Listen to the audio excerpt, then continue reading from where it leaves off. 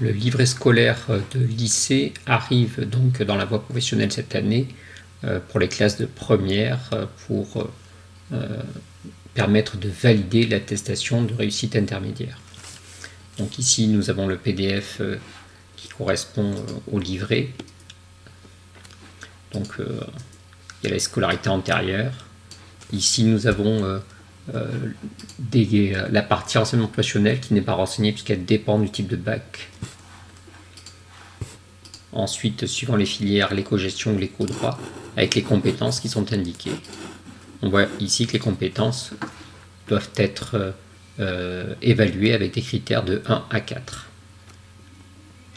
Nous avons ensuite la PSE, puis le chef-d'œuvre. Le chef-d'œuvre, on voit qu'il y a seulement une note annuelle et une appréciation des enseignants qui ont suivi le chef-d'œuvre durant l'année. Concernant le chef-d'œuvre, il n'y a pas d'évaluation par compétences, car comme on le voit indiqué ici, les compétences mobilisées pour la mise en œuvre du chef-d'œuvre sont d'ores et déjà évaluées dans les disciplines qui interviennent dans sa réalisation. Elles n'apparaissent donc pas dans cette page spécifique. Une seule note est enregistrée dans le ESL Pro en fin de première, puis en fin de terminale.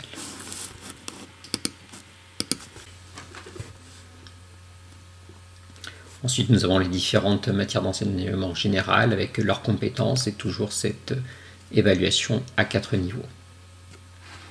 Si on revient sur l'enseignement professionnel, donc on voit qu'il y a une seule grande ligne pour l'enseignement professionnel. Donc si on consulte les consignes, il est indiqué que l'enseignement de la spécialité professionnelle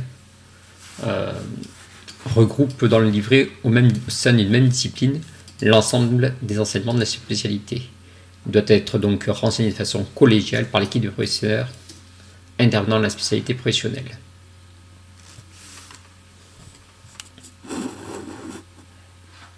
Si on vient maintenant dans Pronote, on voit ici par exemple dans une classe de système numérique que les compétences sont ici indiquées et donc il faut pour chacune des compétences indiquer un niveau d'acquisition entre 1 et 4.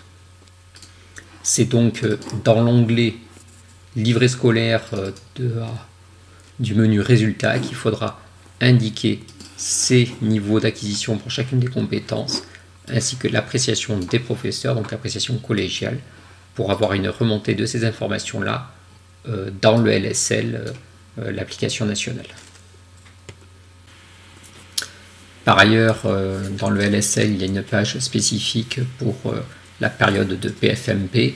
Donc pour compléter cette partie-là dans Pronote, il y a une vidéo spécifique.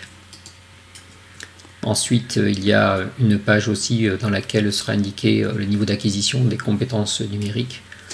Ces données devraient être remontées automatiquement à partir de la session 2022 pour livret numérique depuis la plateforme Pix.